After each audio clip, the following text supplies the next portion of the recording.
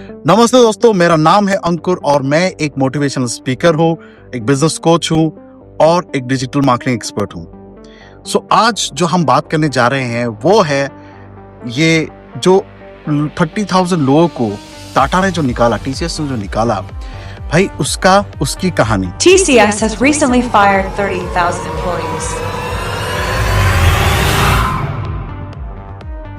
सो कहानी का शुरुआत करने से पहले मैं आपको लेकर जाना चाहता हूँ वे बैक 2000 से पहले। पर हम आपसे एक बात कहना तो भूल ही गए।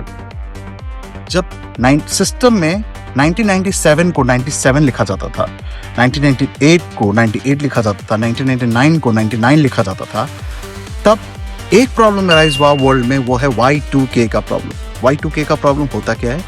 बेसिकली जब ईयर 2000 आया तो सिस्टम में तो भैया सिर्फ लास्ट के 2 डिजिट लगाएंगे, लास्ट के 2 डिजिट लगाते ही पूरा सिस्टम में एल्गोरिदम बिगड़ गया। तो उसमें क्या हुआ कि सारा दुनिया का जो सिस्टम है वो बिगड़ चुका था, तो ये बहुत हाहाकार मच चुका था। तो अब क्या हुआ, इसको तो संभालने के लिए कोई तो चाहिए भैया जो इसका काम कर सके। तब इंडिया आ गया है। इंडिया ने कहा कि हम ये सारा कुछ कर देंगे, आप हमें बहुत कम पैसों में, आधे से आधे कम पैसों में आप दे दीजिएगा।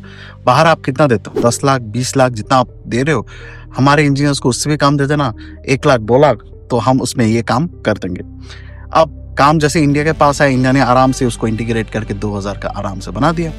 उसके बाद दुनिया वालों में तो वाही मच गई इंडिया में कि इंडिया का ग्रोथ हुआ अब इंजीनियरिंग सेक्टर में।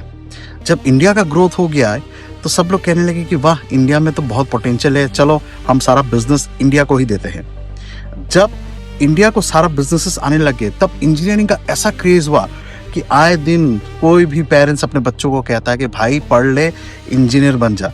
रिक्वेस्ट करके, बेल्ट लगा के, गालियाँ खिला के, जो भी करके बच्चों को इंजीनियर पढ़ने के लिए मजबूर कर दिया। क्योंकि देखो हर गली में दूसरे बच्चे इंजीनियर बनने लगे और कोई यूएस जा रहा है, सेटल हो रहा है, कोई बड़ी गाड़ियाँ खरीद रहा है, कोई फ्लैट्स खरीद रहे हैं।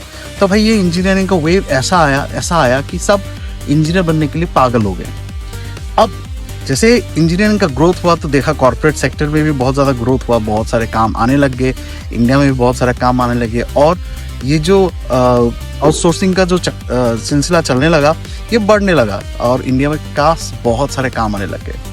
लेकिन इसमें एक प्रॉब्लम था दोस्तों कि इंडिया में जो काम आते थे वो बहुत सिंपल लेवल का काम होता था।